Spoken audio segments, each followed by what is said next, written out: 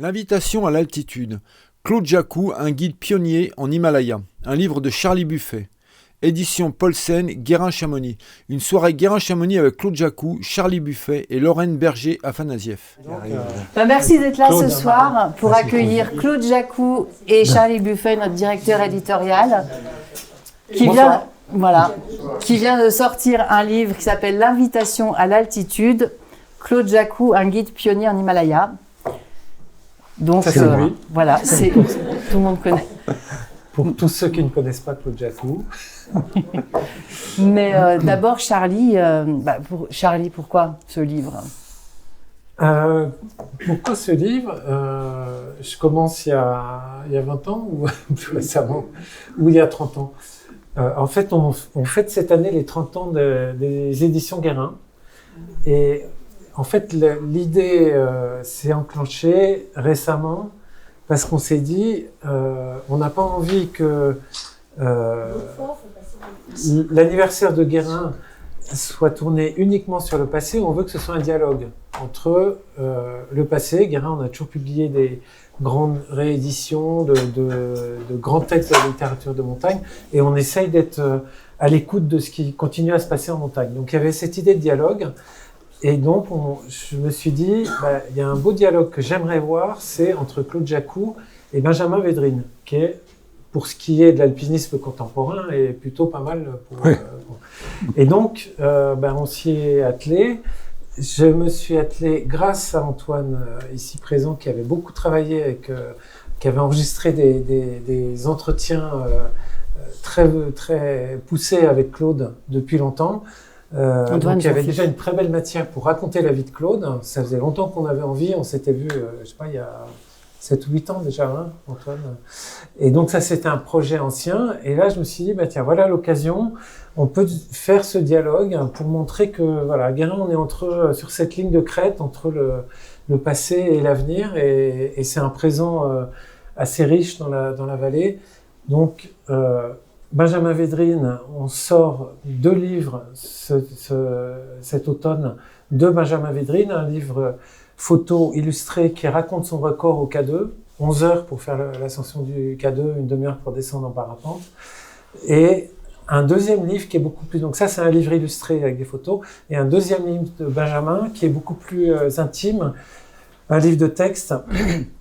Oui, à partir d'une ascension du Dru qu'il a faite cet hiver, en mois de février, une voie de haute difficulté dans le Dru qui s'appelle la voie base. Il raconte cette voie et en racontant cette voie, il se raconte lui-même. Voilà. Donc, on a ces 2 livres de Benjamin qui sera avec Claude, donc notre parrain, pour les 30 ans des éditions Guérin qu'on fêtera. Donc, vous serez tous les bienvenus le 6 décembre au Majestic. 17h30. Hein 17h30. 17h30, voilà. Donc voilà, c'est cette idée du dialogue qui est...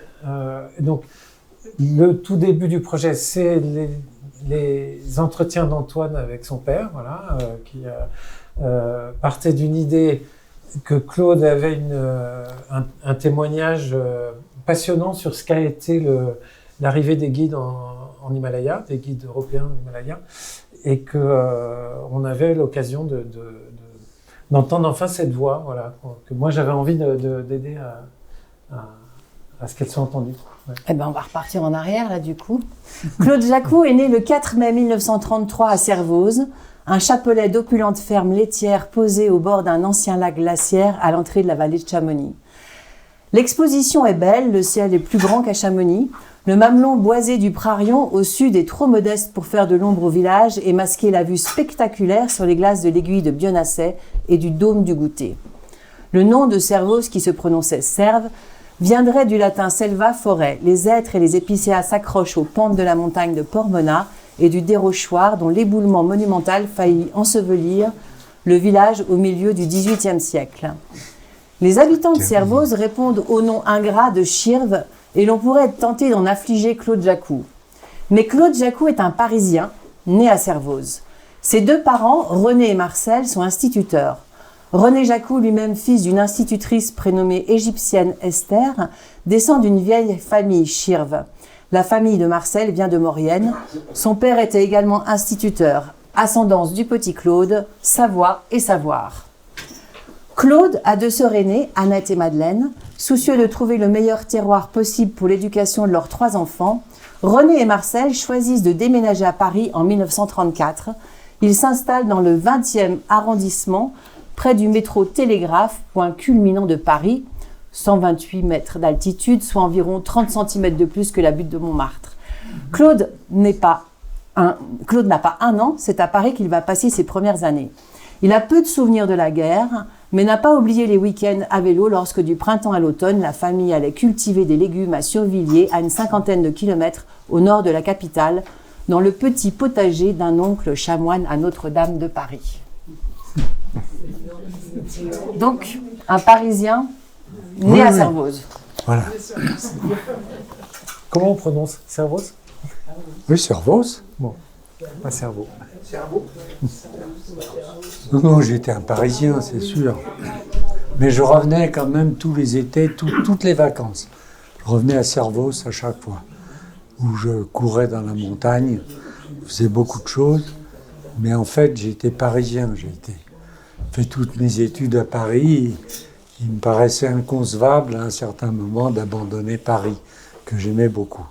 Il a fallu que ça soit l'appel de la montagne pour que je revienne dans la vallée. C'est ton lien avec la montagne se maintient par les vacances.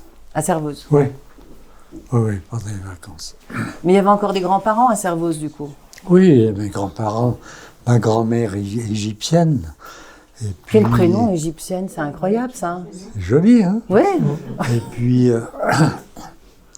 disons que j'ai eu de la chance d'avoir un cousin architecte qui s'occupait de la réfection du... On en parlera. On en parlera. On en parle. Bon, d'accord. On en parlera. À Paris, Claude fréquente le lycée Voltaire, une bonne demi-heure de marche facile, le matin en descente depuis le sommet du Télégraphe, plus rude le soir. Élève moyen, il a tendance à s'ennuyer. J'étais inscrit aux Éclaireurs de France à Ménilmontant, on faisait de belles balades à vélo le dimanche, mais notre objectif principal, c'était la bagarre avec les scouts. On préférait casser la gueule aux cathos que de faire du scoutisme. On était une bonne bande de petits voyous, mais sympas.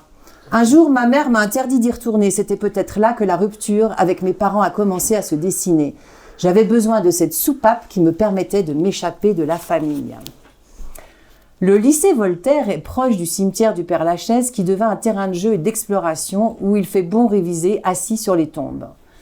Il y a eu un déclic en seconde et en première grâce à des profs qui m'ont ouvert à la littérature, à la culture. Le ciné-club était dirigé par Henri Hagel, un prof de français très amoureux du cinéma et très intelligent, qui sera un des créateurs de l'IDEC. Il nous passait des films d'art et d'essai un peu hors normes, Un chien andalou et Terre sans pain de Buñuel, Le sang d'un poète de Cocteau, La grande illusion de Renoir. Après, il y avait des discussions passionnantes sur le cinéma. Certains élèves étaient très pointus. On sortait d'un cadre strictement lycéen pour s'ouvrir sur un autre art, le cinéma, dans lequel je me reconnaissais. J'ai toujours été du côté du regard, pas de la création. C'est un trait de ma personnalité. Hélas. Mais c'est déjà pas mal. Je ne suis pas un créateur. Mais le Voilà. cinéma te poursuit. Ah, le cinéma me poursuit.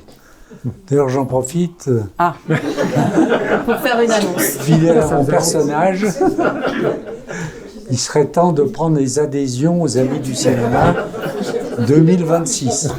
Donc Bah, j'ai explique. les Ouais. carnets dans mon sac. Ceux qui veulent renouveler leur adhésion, je suis prêt à les écouter. Voilà. Donc une passion qui s'est jamais éteinte. Voilà. On s'est attaché, les Amis du cinéma, on s'est attaché depuis maintenant 15 ans à essayer de sauver le cinéma de Chamonix, qui était un grand péril. Et puis, on a fondé une association qui a été bien soutenue par la mairie, qui a subventionné le cinéma. Et le cinéma fonctionne toujours. Et on essaye d'avoir de plus en plus de films art et essai. Il y en a quelques-uns. Et alors, est-ce que tu savais que ton prof, donc qui était ce cinéphile Henri étonnant, Hagel, avait joué dans un Il y a film des de sièges Truffaut? derrière. Ah non, je savais Parce pas. que moi j'ai découvert ça avec son nom, là j'ai retrouvé un peu le parcours. C'était un vrai cinéphile passionné. C'était. Ouais, et là, je sais plus, j'avais noté. Parce que tout le reste qu'on entend, revenons à César, hein, on entend la voix de Claude dite par Lorraine, recueillie par Antoine. Donc moi, je suis là-dedans. J'ai fait le go-between, mais... Bah déjà, on comprend d'où vient cette passion qui n'a jamais cessé. Et tu rates pas tu rates pas un film, en fait. Tout ce qui sort, tu le vois. Ben, oui, tout ce qui sort de bien. Oui. En particulier, il y a un film moi, cette semaine qui passe qui s'appelle Sirat, que je vous conseille d'aller voir, qui est très très bien. Voilà. Fin d'été 1944, Chamonix a été libéré sans effusion de sang le 17 août. Claude Jacou, Claude Jacou, 11 ans, accompagne René Bouvier, un cousin architecte qui supervise les travaux du refuge du Couvercle. Ensemble, ils s'installent dans le train à vapeur qui grimpe vers le Montanvert. Au-dessus de leur tête, l'aiguille du maréchal Pétain vient de retrouver son nom, aiguille de la République. Le garçon est un petit Parisien, issu d'une famille du pays, déluré et habitué à courir la montagne de Pormenat, mais citadin la plus grande partie de l'année. Le plaisir de cette journée, sa première incursion en haute montagne, l'habite toujours lorsqu'il évoque avec Antoine. Au milieu du XXe siècle, la mer de glace, le plus grand glacier français, est opulente, un vrai fleuve de glace éblouissant et attirant. Depuis la gare du Montanvert, il suffit de descendre quelques échelons scellés dans les dalles de granit inclinées pour prendre pied sur la glace qui croustille sous les pieds.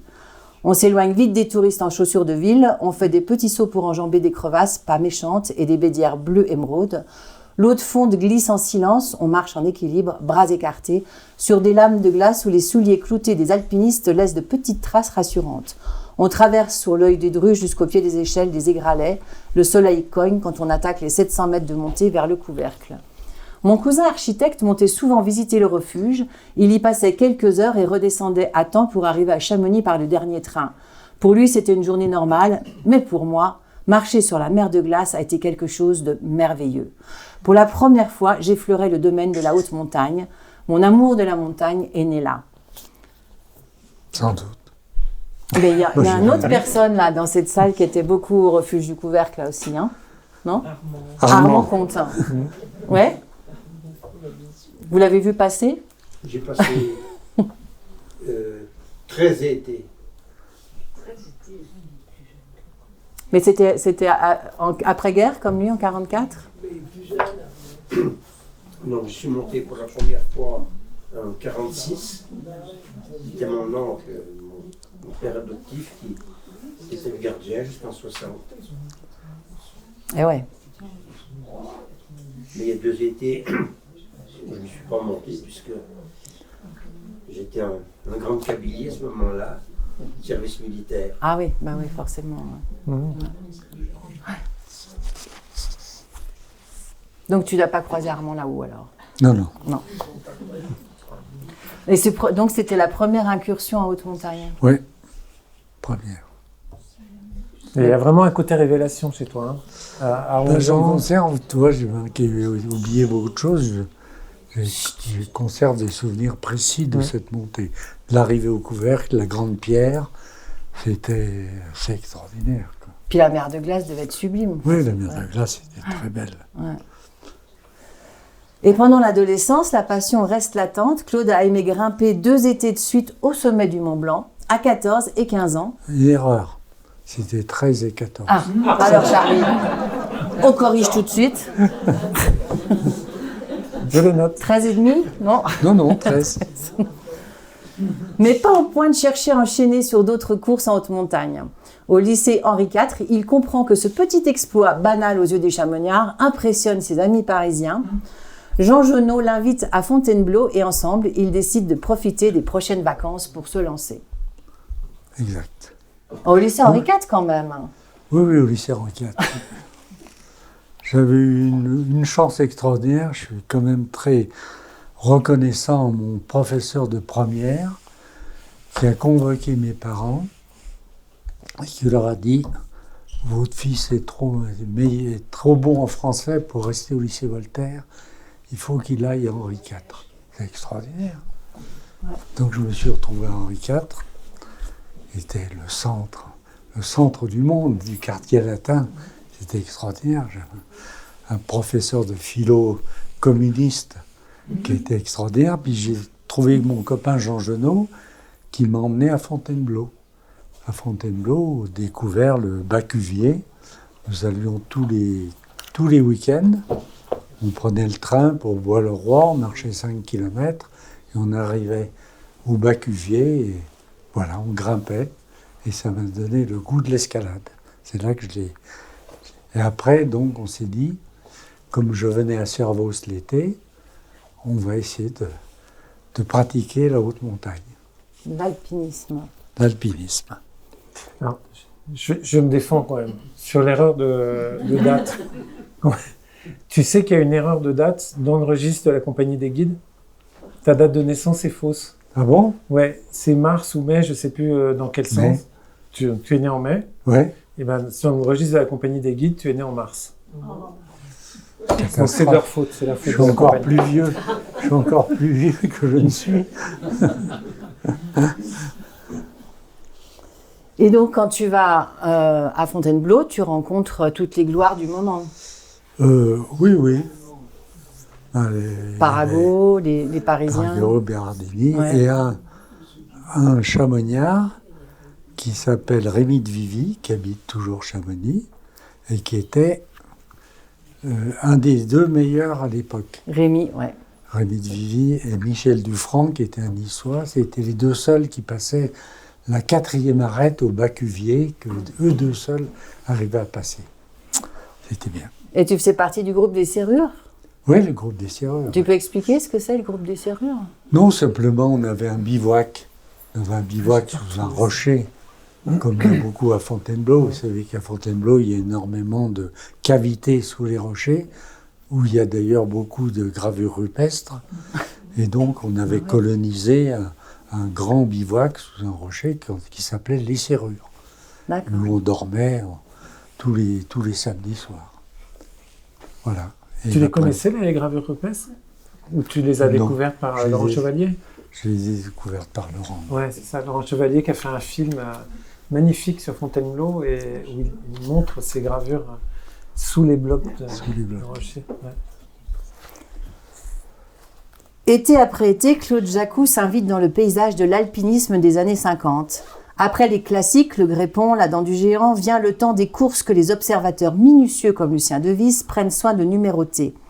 Jacou réalisera ainsi la 3e ascension de la face sud du Pouce, la 16e de la face est du Grand Capucin, la 18e ascension et 4e française de la face nord des Grandes Jorasses par l'éperon Walker, et quelques premières dans le massif des Filles au-dessus de Servoz. Le périmètre s'élargit. Il grimpe en Espagne, dans les Picos de Europa, dans les Dolomites. Une première échappée lointaine le conduit au Sahara, dans le Haut-Gard, avec un bel échantillon du membre de Club Alpin. Les cadors de l'alpinisme français sont là, ceux de l'Annapurna, Lionel Terray, Gaston Rebuffa, Maurice Herzog, et ceux de la face sud de l'Aconcagua, en 1954, Robert Parago, Lucien Bérardini. Claude noue une amitié durable avec Lionel Terray au Pinacle après ses ascensions flamboyantes dans les massifs lointains, Fitzroy en Patagonie, Makalu et Jannu au Népal, pour ne citer que les plus connus et sans parler des succès à venir. Pendant 1 mois, on a campé dans le désert au pied des voies. J'ai grimpé un peu avec Bérardini et fait plusieurs premières avec Maurice Lenoir. Tous les copains grimpeurs de l'époque étaient là. Robert, Guillaume, Rémi de Vivy, Pierre Leroux. Après 3 semaines de grimpe, je suis partie dans une méharée de 10 jours avec Maurice Herzog et Lucien Bérardini. Au Haut-Gard, on conduit les chameaux en pinçant l'encolure avec le gros orteil. Les Touaregs ont été surpris de voir que nos compagnons n'en avaient plus. Le Haut-Gard n'était pas du tout touristique à l'époque. Cette expérience a sans doute influencé mon goût ultérieur pour les voyages. Il est troublant d'observer que voyager dans le sud saharien semblait moins risqué qu'aujourd'hui, alors que les événements d'Algérie, on ne parlait pas de guerre, duraient depuis déjà 2 ans et que la bataille d'Alger venait de commencer. Cette histoire-là va bientôt rattraper Claude Jacou, mais auparavant une autre bifurcation se présente. Enseigner le français en Alsace lui pèse. Paris lui manque et la montagne encore plus. Lorsque des copains m'ont suggéré de passer l'aspirant guide, j'ai commencé par dire en plaisantant que si j'étais guide, j'aurais au moins la gratuité de téléphérique. Exact. Donc, après quelques laborieuses études de lettres modernes à Paris, Laborieuse. très laborieuses, oui. Non, mais. J'ai mis un peu de temps Ouais. à passer. Heureusement, Et laborieuse, pas au sens labeur. C'est ça que je voulais. comme je disais toujours, j'ai fait des lettres modernes. Pas de chance, il n'y avait pas d'agrégation de lettres modernes. Donc j'ai été obligé de m'arrêter à la licence. Ouf. Donc j'ai été envoyé en Alsace, à Saverne, un petit bled à 30 km de Strasbourg, où j'ai été vraiment en exil. J'avais quitté Paris.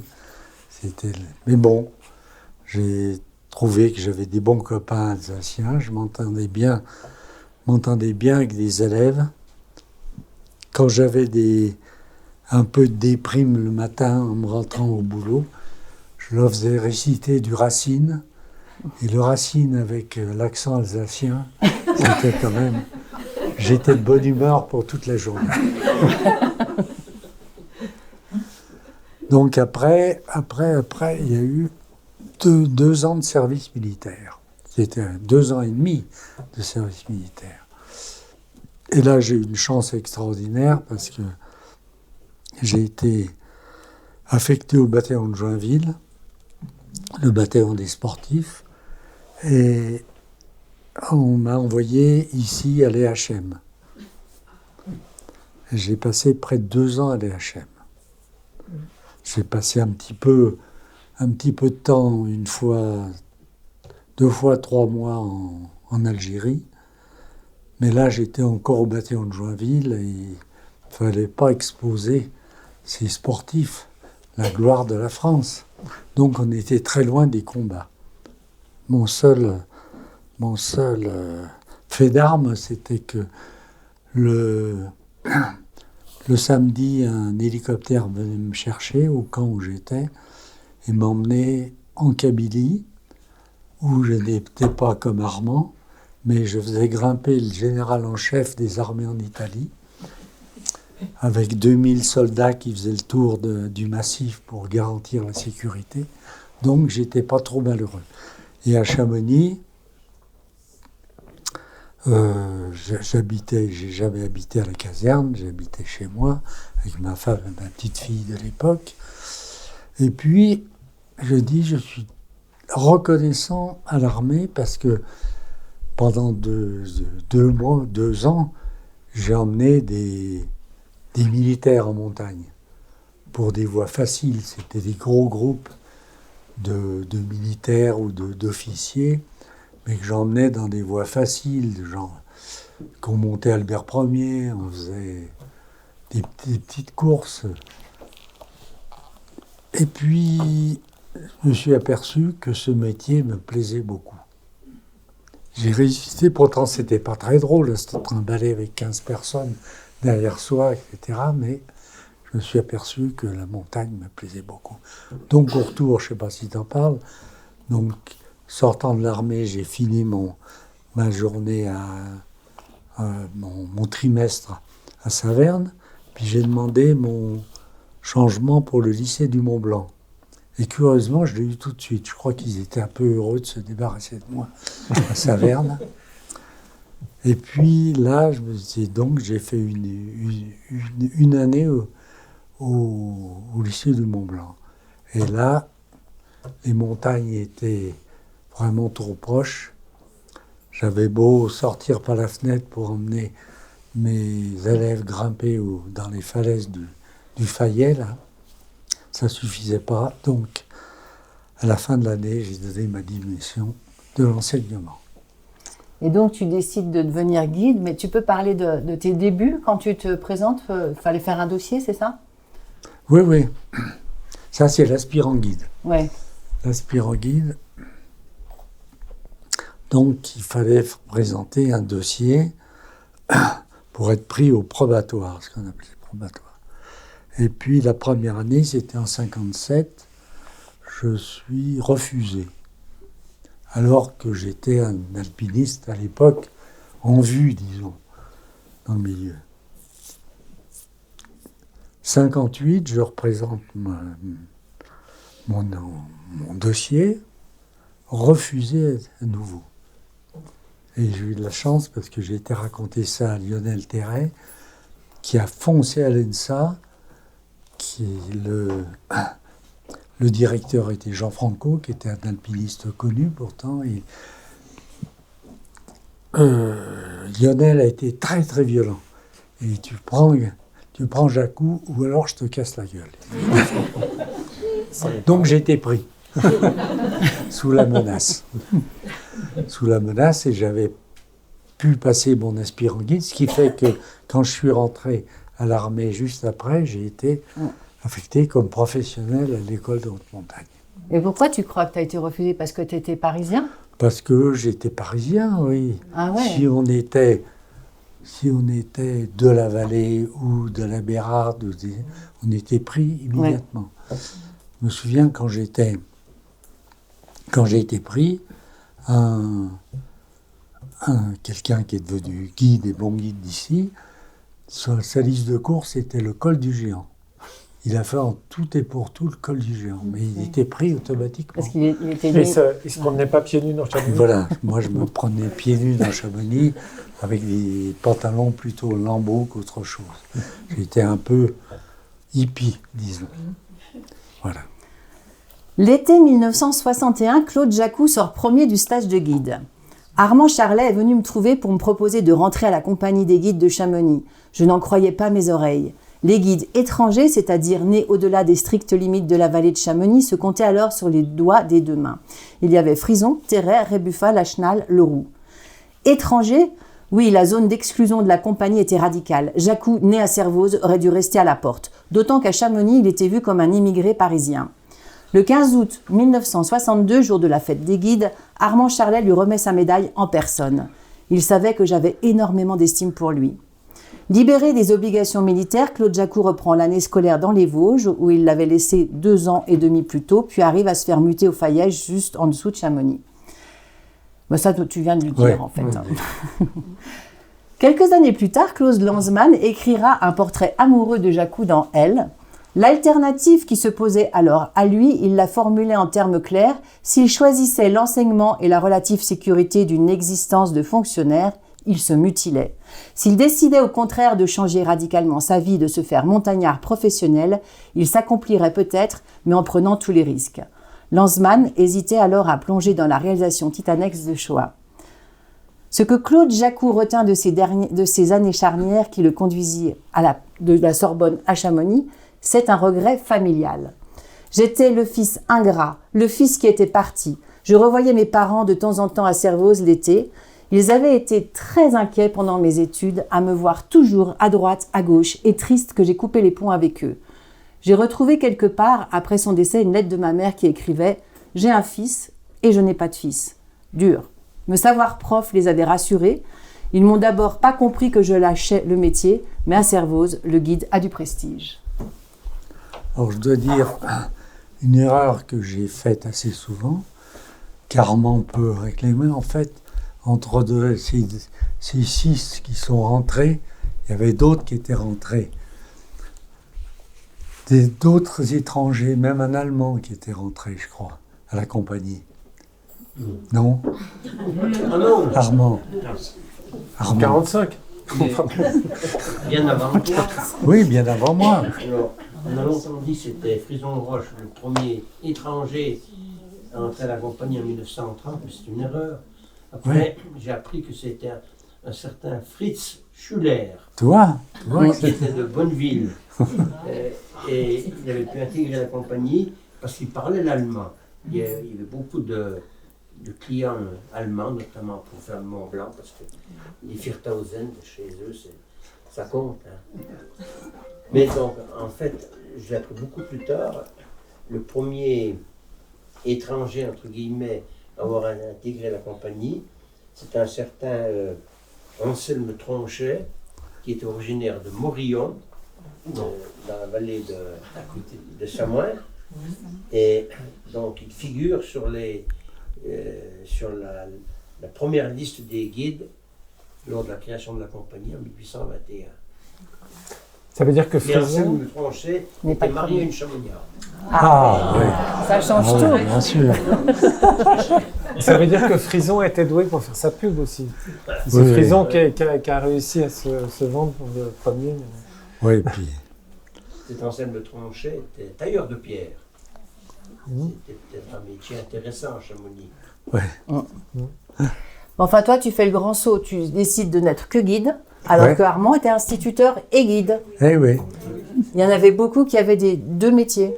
Oui, ben moi, j'ai eu, je sais pas si on en parle là-dedans, j'ai eu l'idée d'avoir un second métier, c'était moniteur de ski. Eh oui. Et l'embêtant, c'était que je ne savais pas skier.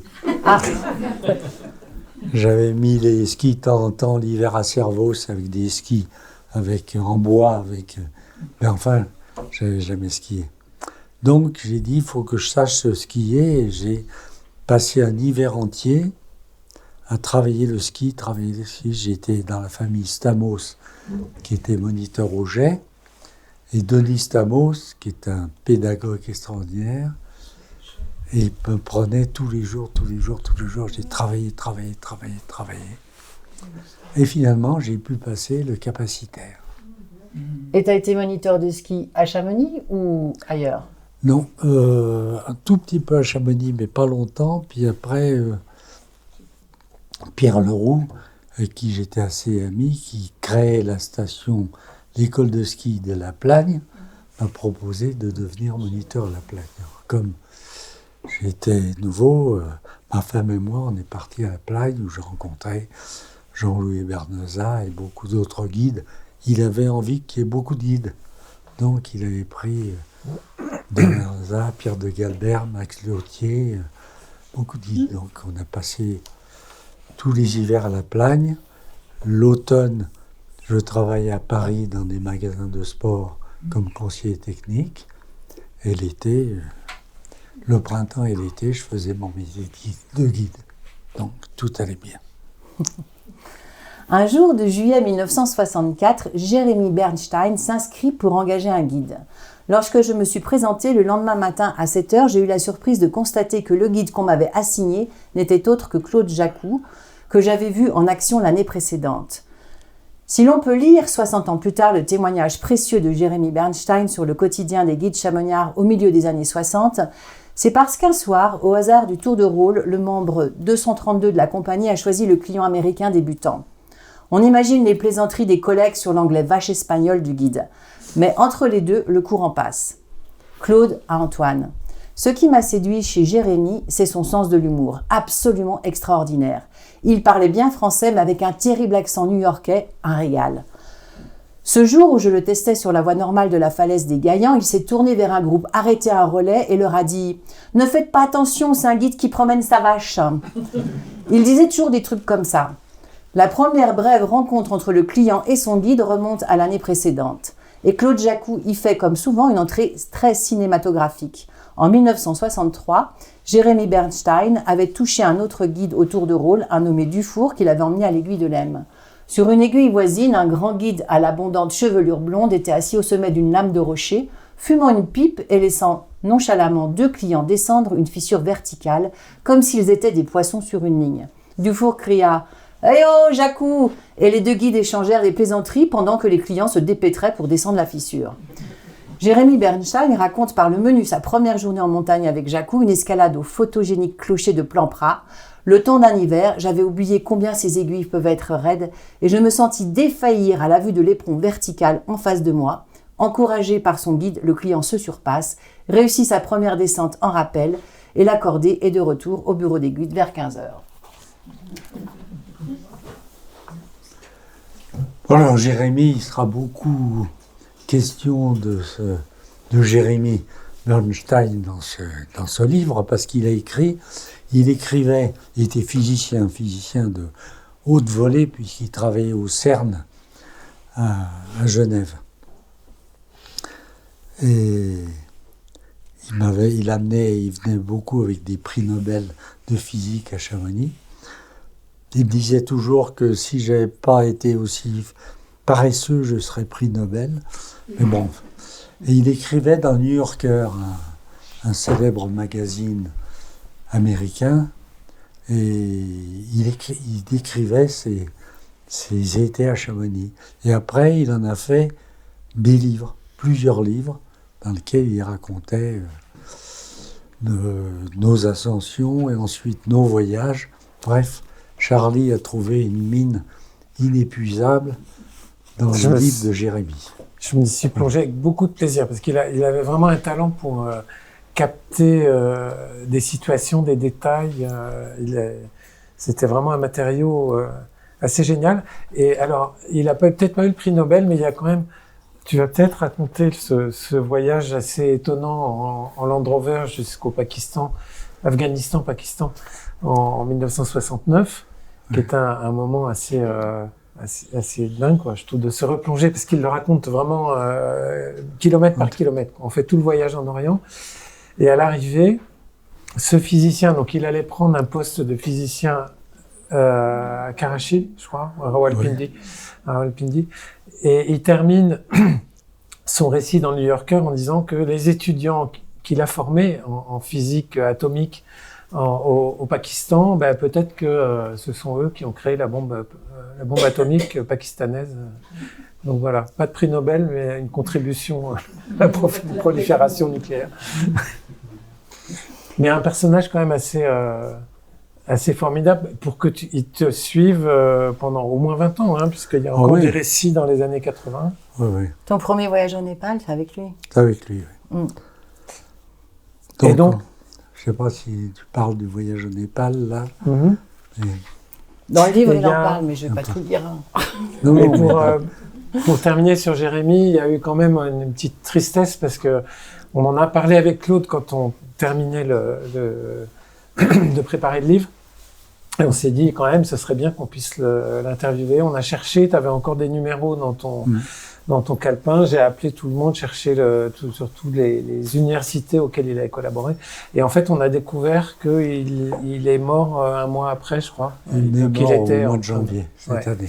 Donc, voilà, à peu de choses près, on aurait pu l'inviter pour la sortie du livre. Et voilà. On s'en était un peu douté parce qu'il nous envoyait chaque année une carte de vœux à Noël. Puis cette année, on n'a rien reçu.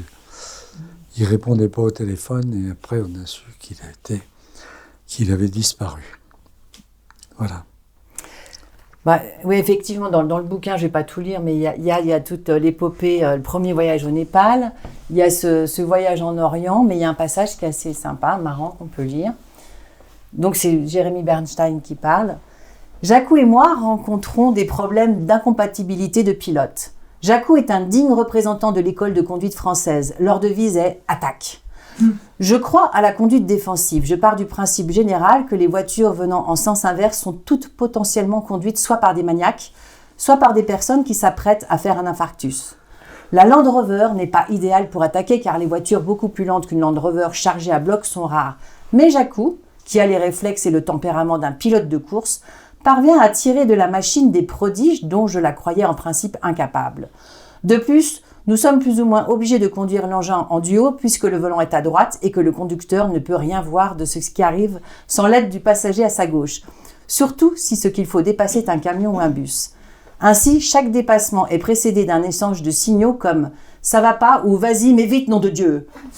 Cela peut être amusant lors d'un trajet court, mais nous sommes maintenant dans la machine depuis plus d'une semaine et nos nerfs, du moins les miens, commencent à monter dans une certaine usure, surtout quand Jacou manque de démolir une vieille paysanne turque, visiblement un peu fêlée, qui s'obstinait à poursuivre sa vache devant la voiture.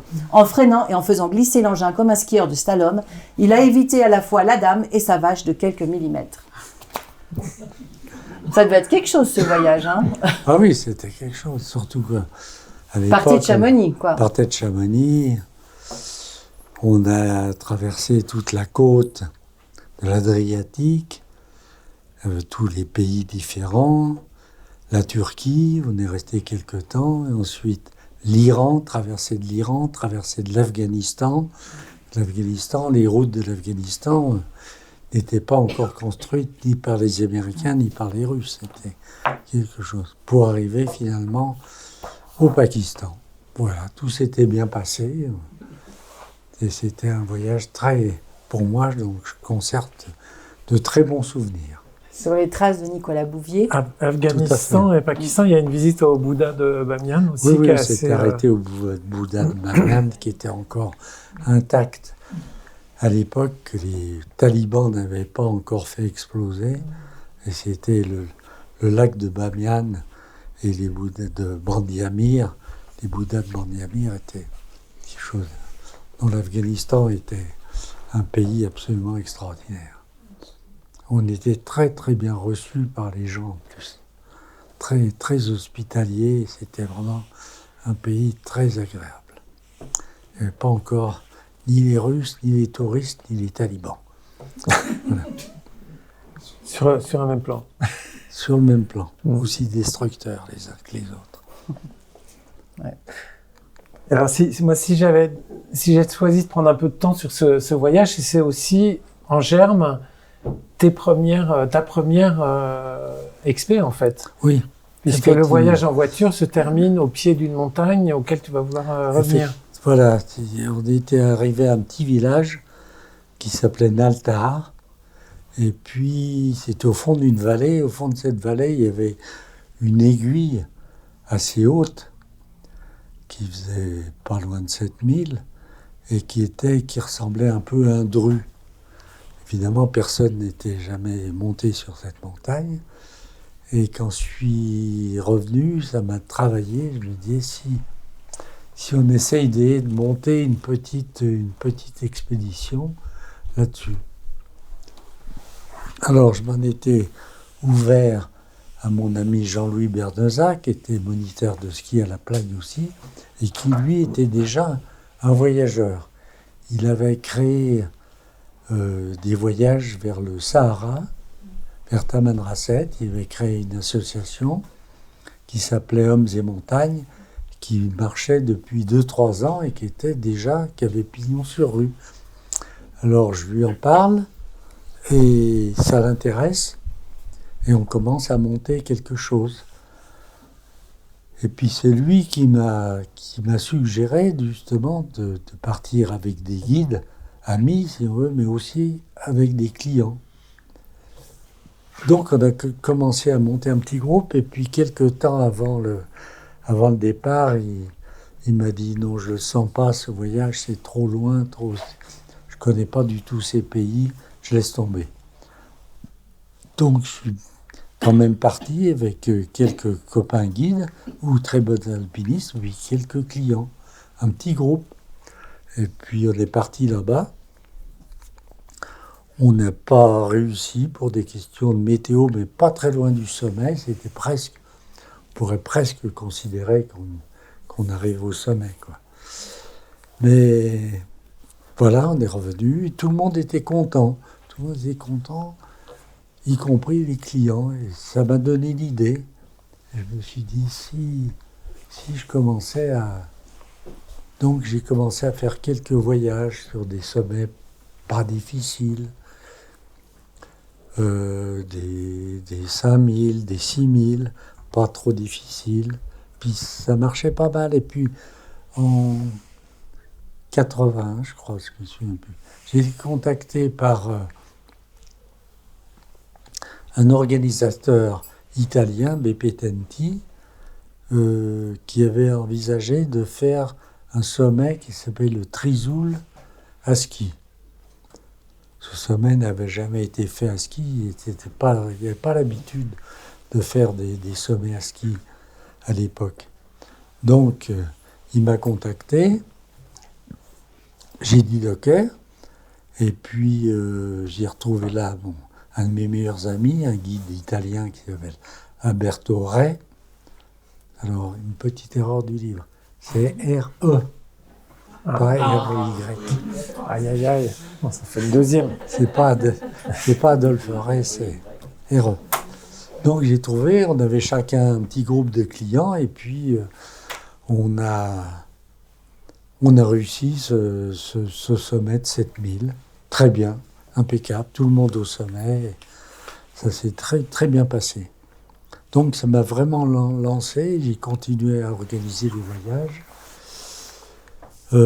Après j'ai vu qu'il y avait un 7005, le Mustagata, que j'ai organisé. Et 7005, ça a bien marché. On est arrivé au sommet, effectivement, 7005. Et là, j'ai rencontré... C'était la deuxième ascension, hein, Mostagaton. Oui, c'était la deuxième C'était ascension. quand même pas encore très très répandu. Ouais. Mm. Et là, j'ai rencontré un de mes copains guides, Michel Vincent, qui avait suivi un peu mon parcours, et qui m'a dit, allez, maintenant, 8000. Voilà. C'est là, je ne sais pas si tu parles de quelque chose là-dessus. Je ne lis pas tout. Tu lis pas. J'arrête là. Donc lui, Faut que les il gens était découvrent vraiment aussi, hein. moteur. Il a dit, maintenant, tu as fait 7000, 7005, il faut aller 8000. Mm. Ok. Ok, donc on a commencé en continuant tous mes voyages je faisais beaucoup de 6000, 6005, qui étaient des sommets plus accessibles, dans lesquels on avait grandes chances de réussite. J'avais découvert l'Amérique du Sud. L'Amérique du Sud, ça fourmille de 6000. Par exemple, en Équateur, autour de Quito, la capitale, il y a 3 sommets de 6000. Très beaux sommets. Magnifique sommet neigeux. Et on est en une journée au pied, on grimpe. C'est l'idéal, quoi. Donc je faisais beaucoup, un peu partout dans le monde. Chaque fois qu'il y avait un 6000, j'y allais. Donc je continue à faire mes voyages. Et puis, donc en 80, quelle année? Le Gachebrom 2. G2 85. 85.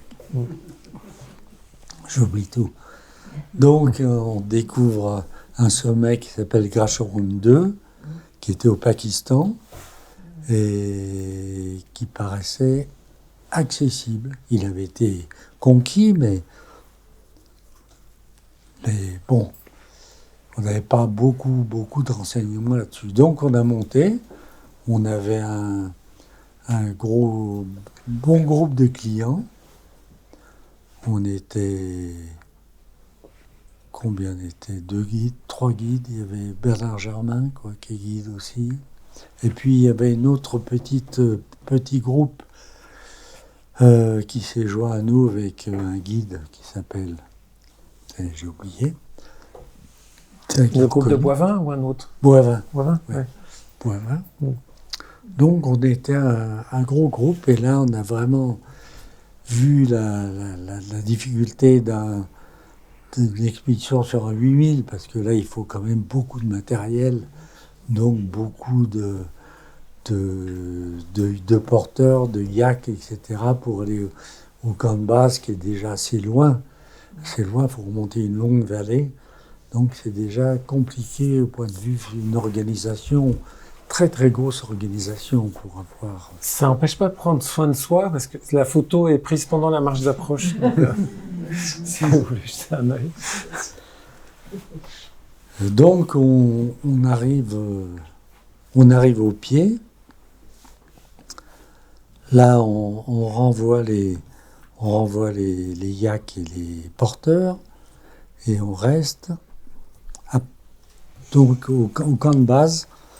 Et donc il restait un porteur parce que Jean-Marc Boivin, qui voulait être le premier à sauter d'un 8000 avec un deltaplane, avait engagé un porteur parce que son deltaplane, il pesait 17 kilos.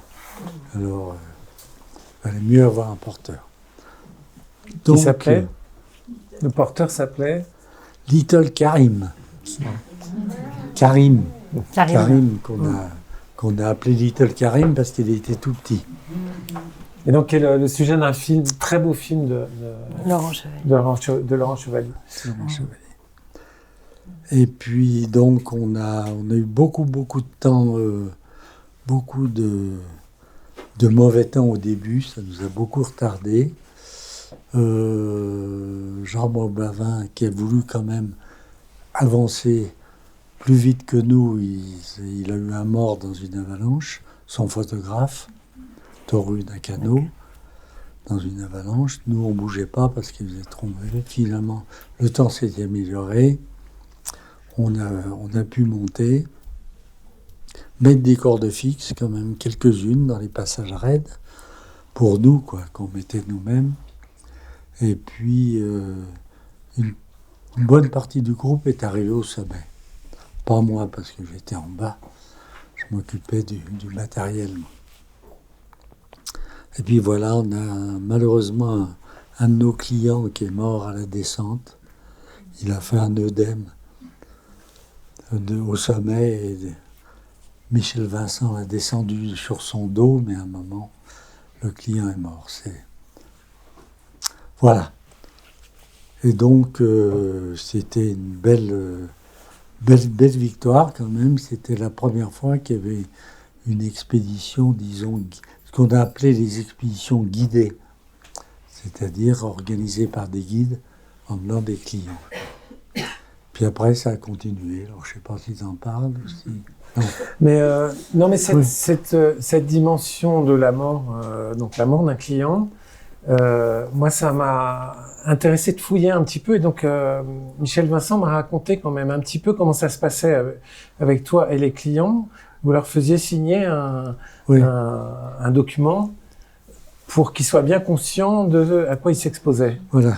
Et ça, j'ai trouvé ça sur le rapport, la façon dont le rapport s'établit entre le guide et le client. Je trouvais ça très intéressant. Michel Vincent me disait, c'était pour lui la façon d'entamer la discussion avec les clients pour cerner là où ils étaient. Est-ce qu'ils étaient conscients de là où ils s'engageaient, exactement. Comment ils allaient réagir? Oui, c'est ça. On leur faisait signer un client comme quoi ils sont engagés dans un terrain dangereux et qu'ils étaient bien conscients qu'ils pouvaient avoir un accident et voir la mort. Donc ils étaient bien détaillés et ils signaient. Ça n'avait aucune valeur juridique. Aux États-Unis, ça a une valeur juridique. En France, ça n'a pas de valeur juridique, mais c'était simplement pour leur faire prendre conscience que on risquait pas mal en se lançant dans ce genre d'aventure. Voilà. Et vous les testiez, les clients, quand même, avant? Oui. En général, c'était des gens avec qui... Ouais. Soit ils nous présentaient une liste de courses importante, soit on les connaissait, on les avait mis...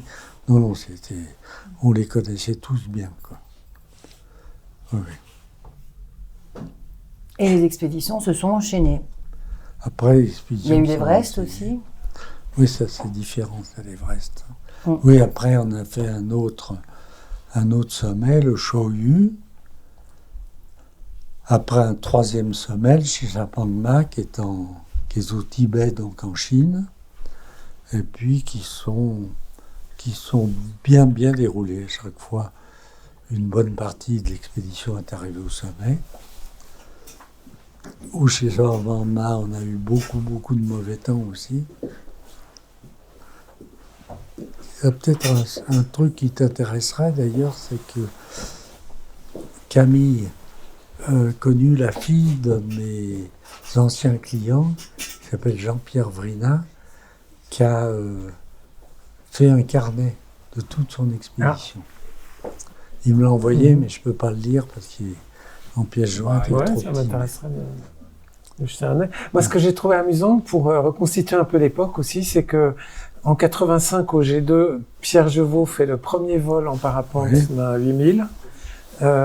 En 86 au Choyo, il y a, je crois, Véronique Perilla qui descend en monoski. Il y a vraiment un truc de l'époque, je trouve, de ce côté novateur. On va en Himalaya avec des nouveaux outils. Et donc, toi, tu étais novateur comme responsable, enfin, guide responsable de ces expés, mais il y avait aussi tout ce côté de réinventer un peu l'alpinisme, d'inventer des nouvelles, de porter des nouvelles pratiques en Himalaya. Exactement. Oui, Véronique qui était descendue en monoski. C'est extraordinaire. Donc, on enchaîne 3-8000 et c'est Michel Vincent encore, toujours là, novateur, qui me dit, allez, maintenant, l'Everest. L'Everest. Et on choisit de faire l'Everest en 1989. pour célébrer le 2e anniversaire de la Révolution française. Et puis, on avait l'objectif de présenter la Déclaration des droits de l'homme au sommet de l'Everest face aux Chinois qui avaient envahi le Tibet, asservi le Tibet, colonisé le Tibet, et donc la face tibétaine de l'Everest. Donc on avait décidé de faire notre ascension côté tibétain, qui est nettement plus difficile que le côté népalais, qui est la voie normale. Mais donc on a préparé ça c'était vraiment une très grosse expédition, et qui m'a valu de plusieurs voyages à Pékin, à Lhasa pour avoir les autorisations avec les Chinois qui sont pas faciles à convaincre. Et à Pékin, au tout début de l'année 89, Ouais. on a mis un petit temps à reconstituer la date précise, mais donc juste avant Tiananmen. avant le printemps de Pékin était en train de commencer et le massacre de Tiananmen, le 4 juin 89, juste avant que vous partiez en expé. Voilà. Et donc il y a un moment où massacre de Tiananmen, vous vous dites c'est foutu. Ouais. Puis là, on a quand même eu l'autorisation. Et donc, on avait préparé ça avec attention. On avait même quelques sponsors. On avait le champagne Canard Duchesne, on avait Rolex, on avait 2, 3. Il m'avait offert une montre Rolex que j'ai perdue. En escalade. Et puis voilà, on est parti. Donc on avait un groupe de trek qui allait au camp de base, si tu veux, puis un groupe d'ascensionnistes. On était pratiquement, je ne sais plus combien on était, 18 je crois. 18 avec... Alors, toutes nos expéditions, on les avait sans oxygène. Et puis là, on avait fait une petite exception. On avait dit, on prend une bouteille d'oxygène par personne pour le camp à 8000 mètres. Parce que passer une nuit à 8000 mètres, on risque beaucoup. Donc c'était uniquement pour le camp à 8000. Et puis chacun devait la porter. En plus, on avait comme d'habitude pas de Sherpa, pas de corde fixe mise comme à la différence du Yasharang 2. Et donc on est arrivé au camp de base avancé, puis on a grimpé, on a fait une série de camps, et puis dernier camp pratiquement à 8000. Pour moi c'était trop, j'étais en train de me battre avec les Chinois en bas. Et puis, donc mauvais temps. Il y avait un groupe d'Espagnols qui étaient devant nous, qui avaient renoncé. Et puis, donc tout le monde à 8000 mètres avait de la neige. Alors on a deux très forts grimpeurs, Bruno Gallet et Jean-Mi Asselin, qui sont montés à 8004. La neige jusqu'au ventre, ils n'ont pas pu, ils sont redescendus. Le lendemain, ils ont réessayé, ils sont de nouveau arrivés à 8004, mais ils ont dû redescendre et tout le monde est redescendu. Mais cette année-là, personne n'est arrivé au sommet de l'Everest. On n'a pas de chance ni du côté népalais, la voie normale, ni du côté chinois. Voilà, donc on est rentré, mais bon, on avait tous vécu une belle expérience et chacun est rentré très, très content de notre... Bon, Nari n'aura pas pu brandir les droits de l'homme au sommet de l'Everest face aux Chinois, mais tant pis.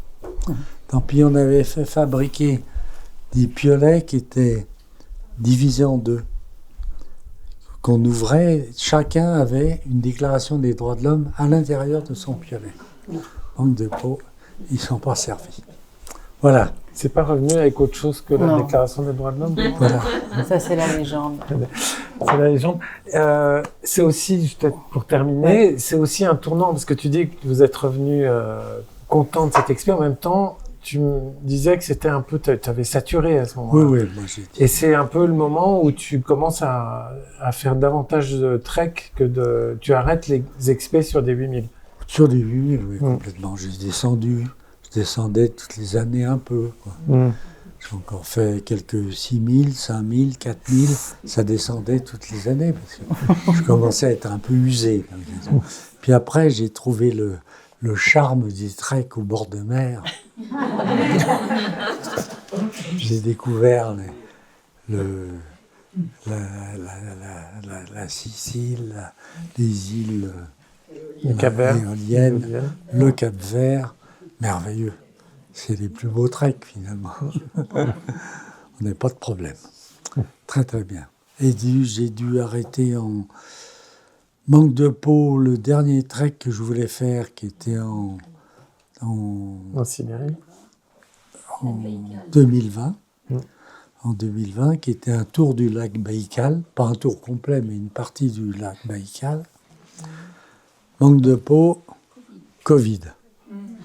21, Covid. On avait pris 22, ça allait bien, on avait pris les billets d'avion, tout. Et le 22 février, la guerre en Ukraine. Crac. Pas pu aller au Baïkal. Salaud de russe. Voilà. Bon, Eh ben, il y a des questions?